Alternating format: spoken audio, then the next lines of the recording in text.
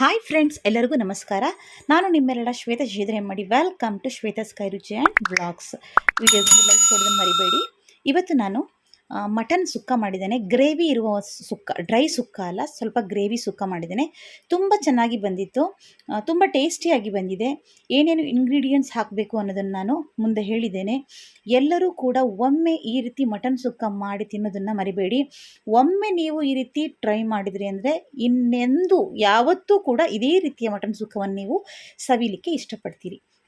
Okay, ನಾನು ಸುಮಾರು 1 kg mutton ತೆಗೆದುಕೊಂಡಿದ್ದೇನೆ. ಇದು ಸುಮಾರು ಎಳೆ ಮಟನ್. ಓಕೆ, ಅಂದರೆ ನೀವು ಬೇಯಿಸ್ಕೋಬೇಕು ಅಂತ ಇಲ್ಲ, ಒಟ್ಟಿಗೆ ಎಲ್ಲ ರೆಡಿ ಮಾಡ್ಬೋದು.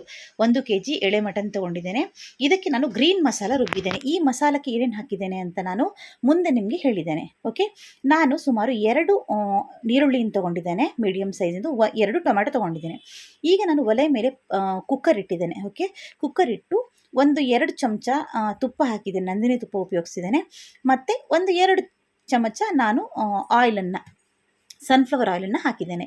ಎಣ್ಣೆ ಚೆನ್ನಾಗಿ ಕಾದ ಮೇಲೆ ನಾನು ಈ ಬಿರಿಯಾನಿ ಎಲೆ ಹಾಕ್ತಾಯಿದ್ದೇನೆ. ನಿಮಗೆ ಈ ಎಲೆ ಸಿಕ್ಕಿಲ್ಲದಿದ್ದರೆ ನೀವು ದಾಲ್ಚಿನ್ನಿ ಎಲೆ ಹಾಕಿ. ಹಾಗೂ ಸುಮಾರು ಒಂದು ಮುಷ್ಟಿಯಷ್ಟು ಕರಿಬೇವು ಸೊಪ್ಪನ್ನು ಹಾಕಬೇಕು. ಸ್ಕಿಪ್ ಮಾಡಬೇಡಿ, ಕರಿಬೇವು ಸೊಪ್ಪು ಹಾಕಲೇಬೇಕು. ಓಕೆ, ಈಗ ನಾನು ಆ 2 ನೀರುಳ್ಳಿ ಹೆಚ್ಕೊಂಡಿದ್ನಲ್ಲ, ಅದನ್ನು ನಾನು ಸ್ವಲ್ಪ ಕೈಯಲ್ಲಿ ಉದುರು ಮಾಡಿ ಹಾಕಿ ಚೆನ್ನಾಗಿ ಕೈ ಆಡಿಸ್ತಾ ಇದ್ದೇನೆ. ಓಕೆ, ಈರುಳ್ಳಿ ಸ್ವಲ್ಪ ಹೊಂಬಣ್ಣ ಬರೋವರೆಗೆ ಚೆನ್ನಾಗಿ ನಾವು ಕೈ ಆಡಿಸ್ಬೇಕು. ಈರುಳ್ಳಿ ಸ್ವಲ್ಪ ಹೊಂಬಣ್ಣ ಬಂದ ಮೇಲೆ ನಾನು ಅದಕ್ಕೆ 1 ಟೊಮ್ಯಾಟೊ ಹೆಚ್ಕೊಂಡಿದ್ನಲ್ವ, ಆ ಟೊಮ್ಯಾಟೊವನ್ನು ಕೂಡ ಆ್ಯಡ್ ಮಾಡ್ತಿದ್ದೇನೆ. ನಾನು ಹುಳಿಗೆ ಬೇರೇನು ಹುಣಸೆ ಹಣ್ಣನ್ನು ಹಾಕ್ತಾ ಇಲ್ಲ. ಓಕೆ, ಟೊಮ್ಯಾಟೊ ಹುಳಿ ಸಾಕಾಗುತ್ತೆ. ಈಗ ನಾನು ಉಪ್ಪನ್ನು ಬಳಸ್ತಾ ಇದ್ದೇನೆ. ಇವಾಗ ಸ್ಮ್ಯಾಶ್ ಆಗಿ ಒಳ್ಳೆ ರೀತಿಲಿ ಟೊಮ್ಯಾಟೊ ಹಾಗೂ ನೀರುಳ್ಳಿ ಏನಾಗುತ್ತೆ, ಒಳ್ಳೆ ರೀತಿಲಿ ಬೇಯುತ್ತೆ. ಈಗ ನಾನೇನು ಮಾಡ್ತಾ ಇದ್ದೇನೆ ಅಂದರೆ ಮಟನನ್ನು ಹಾಕ್ತೇನೆ. ಚೆನ್ನಾಗಿ ತೊಳೆದು ನೀರೆಲ್ಲ ತೆಗೆದಿಟ್ಟ ಮಟನನ್ನು ಹಾಕ್ತಾಯಿದ್ದೇನೆ.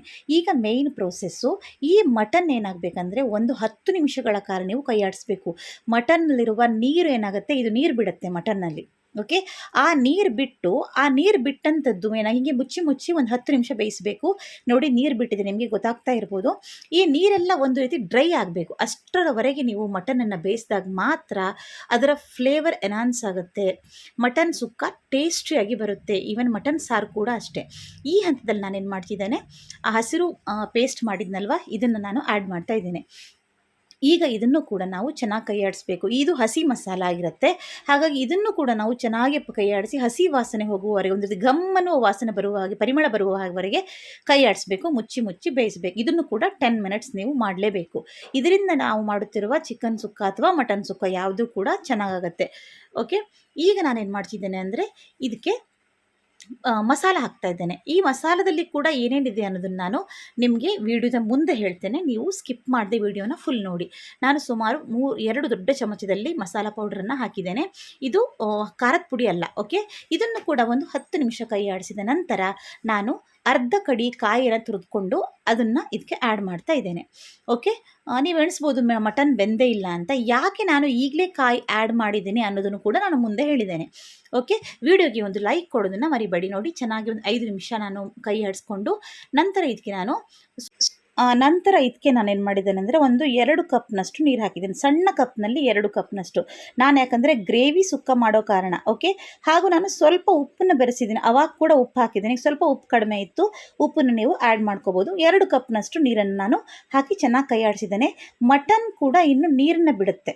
ಓಕೆ, ಹಾಗಾಗಿ ಇದು ಇಷ್ಟು ಗಟ್ಟಿ ಇರಲ್ಲ, ಸ್ವಲ್ಪ ನೀರಾಗುತ್ತೆ. ನಿಮಗೆ ಗೊತ್ತಾಗುತ್ತಿಲ್ಲ ನಾನು ಲಾಸ್ಟ್ ತೋರಿಸಿದಾಗ. ಈಗ ನಾನೇನು ಮಾಡ್ತಿದ್ದೇನೆ, ನನಗೆ ಸರಿಯಾದ ಹದ ಆಯಿತು, ಇಷ್ಟಾದರೆ ಸಾಕು. ಈಗ ನಾನು ಕುಕ್ಕರ್ ಮುಚ್ಚಿ ನಾನು ಒಂದು 4 ಸೀಟಿ ತೆಗಿತೇನೆ. ಓಕೆ, ಇದು ಸಣ್ಣ ಕುಕ್ಕರ್ ಆದ್ದರಿಂದ 4 ಸೀಟಿ ಬರಬೇಕು. 4 ಸೀಟಿ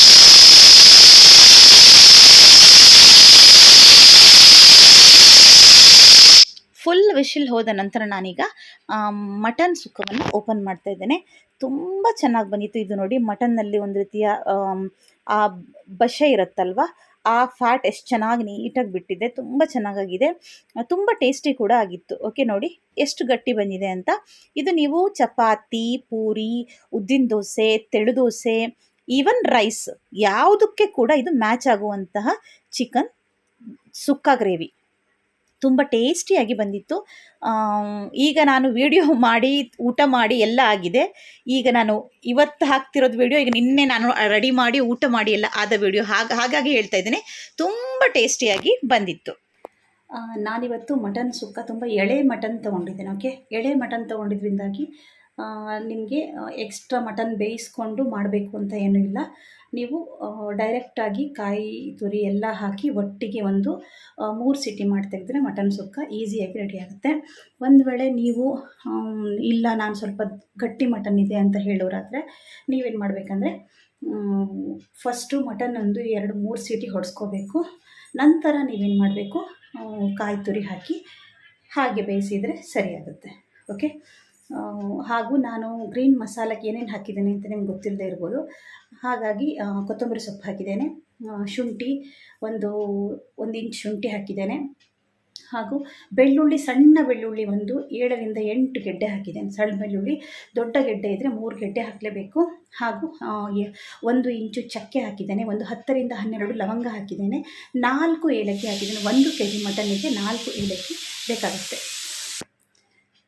ಅದನ್ನಷ್ಟು ನಾವೇನು ಮಾಡಬೇಕು, ನುಣ್ಣಗೆ ರುಬ್ಕೊಳ್ಬೇಕು. ಒಂದು ನೀರುಳ್ಳಿ ಹಾಕಬೇಕು, ಹಸಿ ನೀರುಳ್ಳಿ ಹಾಕಿ ನುಣ್ಣಗೆ ರುಬ್ಕೊಂಡ್ರೆ ನಿಮಗೆ ಗ್ರೀನ್ ಮಸಾಲ ರೆಡಿ ಆಗುತ್ತೆ. ಓಕೆ, ಇದೇ ಗ್ರೀನ್ ಮಸಾಲ ನೀವು ಬಿರಿಯಾನಿ ಮಾಡುವಾಗ ಕೂಡ ಯೂಸ್ ಮಾಡಿದರೆ ತುಂಬ ಚೆನ್ನಾಗಿ. ಮಟನ್ ಬಿರಿಯಾನಿಗೆ ಸ್ವಲ್ಪ ಮಟನ್ನಿಗೆ ನೀವೇನು ಮಾಡಬೇಕು, ಏಲಕ್ಕಿ 1 kgಗೆ 4 ಏಲಕ್ಕಿ ಥರ ಹಾಕಬೇಕಾಗತ್ತೆ. ಓಕೆ, ಇಷ್ಟೇ ಗ್ರೀನ್ ಮಸಾಲ ರೆಡಿ ಆಗುತ್ತೆ. ಮತ್ತು ಪೌಡರ್ ನಿಮ್ಗೆ ಗೊತ್ತಿದೆ, ನಾನು ಎಲ್ಲ ಪೌಡ್ರನ್ನ ಮಿಕ್ಸ್ ಮಾಡ್ಕೊತೇನೆ. ಓಕೆ, ಅಂದರೆ ಆ ಪೌಡ್ರ್ನಲ್ಲಿ ಸುಮಾರು 2-3 ಚಮಚ ಖಾರದ ಪುಡಿ ಇರುತ್ತೆ, ಮೀಡಿಯಮ್ ಖಾರದ ಪುಡಿ, ಹಾಗೂ 2 ಚಮಚ ದೊಡ್ಡ ಚಮಚದಲ್ಲಿ ಧನಿಯಾ ಇರುತ್ತೆ, ಒಂದು 3/4 ಚಮಚ ಜೀರಿಗೆ ಇರುತ್ತೆ, ಹಾಗೂ 3/4 ಚಮಚ ಕಾಳು ಮೆಣಸು, ಚಿಟಿಕೆ ಮೆಂತ್ಯ, ಇವುಗಳನ್ನ ಡ್ರೈ ರೋಸ್ಟ್ ಮಾಡಿ ಪೌಡ್ರ್ ಮಾಡಿಟ್ಕೊಂಡ್ರೆ ನಾನು ಹಾಕಿದ ಪೌಡರ್ ರೆಡಿ ಆಗುತ್ತೆ. ಓಕೆ, ಇನ್ನೊಂದು ವಿಡಿಯೋದೊಂದಿಗೆ ಆದಷ್ಟು ಬೇಗ ಬರ್ತೇನೆ.